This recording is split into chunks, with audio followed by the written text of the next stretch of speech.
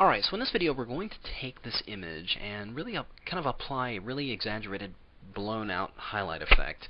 And probably something you've seen on movie posters and such like that. It's a really cool effect and you'd be surprised how easy it is to achieve.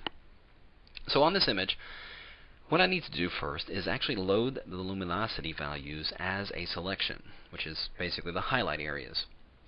And to do that, keyboard shortcut for that is simply holding on the Option Command or Alt Control and then pressing the little tilde key, which is a little wavy line key next to the number 1 on your keyboard. So simply press those, load the luminosity, and then we're going to go to the Channels palette. And I'm going to create a new alpha channel. And then we're going to fill that active selection with white.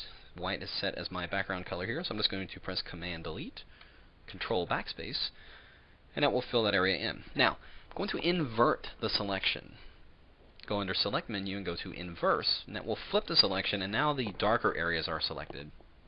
And with black as set as my foreground color, I'm just going to press Option Delete, Alt Backspace, fill that area in just once.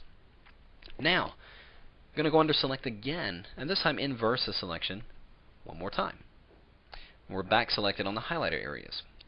So now we're going to fill with white. We're going to do it a number of times. We're actually going to fill this selection with white 4 times. So I'm going to press Command Delete, 1, 2, 3, 4. There we have that. Now I'm just going to deselect. Press Command or Control D. Now, I have a lot of area in here that I'm not going to need for the effect I'm going to trying to achieve here. So I'm going to go over here and get my paintbrush. Make sure that I have white set as my foreground color. And I'm going to use my bracket keys to increase my brush size here a little bit. And let's go ahead and paint these areas out with white. Because we're working on an alpha channel, white areas will be activated as selections, and of course gray areas as well. And all the really dark, all the fully black areas will not be an active selection. So I'm just going to paint out these areas I'm not really wanting to achieve my effect here. I'm going to grab my Move tool. I'm just going to move this over just a little bit so the face has got a little bit more of the black on the side here. Let me get my selection tool here, my rectangular selection. I'm just going to draw a box right up in here, right up until we get to the edge of her chin there, right inside that black area. I'm just going to fill that with black, plus Command Delete. We'll deselect. So there is pretty much my finished face on an alpha channel. Now, when I bring this into my layers, I'm going to want to fill the area that's black and gray with a color. So if I activate this alpha channel as a selection now, it's going to select all those white and gray areas that I don't want.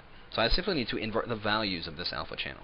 So I'm just going to press Command or Control I, and that will invert the values. I'll load that alpha channel as a selection. Holding down my Command or Control key, clicking on that channel. I'm going to go reactivate my composite channel, go back into my layers. I'm going to create a new layer. I'm going to go into my color picker here, and I'm just going to select a dark color, or whatever color you choose is certainly up to you. I'm going to go with a really dark blue here, and we'll click OK. I'm just going to Option Delete, fill that selection with that color, and we'll deselect. I'm going to create a new layer right beneath that active layer. So I'm going to do that by holding down my Command or Control key and then clicking on the new layer icon. Then I'm going to fill this entire layer with white. Since white is set as my background, I'm just going to press Command Delete. There we have that. So you can really start to see we're getting a really cool effect here. So now, all I really want to do now is just colorize those eyes a little bit, just to give it a little bit, of difference in there. So I'm going to zoom in here just a little bit more. I'm going to create a new layer above this active blue fill. Create the layer there. Go over here into my color picker, and we're going to get kind of a green color. And I'm going to go ahead and change my layers blending mode to color. Now let's get our paintbrush. Let's say we're going to need a lot smaller brush. I'm going to use my bracket key and get this down to a considerable size there. I'm going to go ahead and start painting. Now, it does look a little harsh, and that's no problem, because I'm just going to adjust that by changing the opacity of that layer. I'll simply use the scrubby slider. I'm going to drop that opacity down quite a bit, actually. Let's try 25%. Well, Well, maybe a little bit more. Let's try 40. That looks pretty good. Alright, so we'll zoom out. And that pretty much completes the effect. I told you it was easy. All you really have to do now is just drop some text in, which I've already set up here. And there you have a really cool, finished, really intriguing design. And it all started with that simple photograph and turned in to a really cool design. So, like I said, give it a try yourself. It'll certainly work on almost any photograph. So you're always gonna get a different effect altogether. But see what you can come up with, and we'll see you again.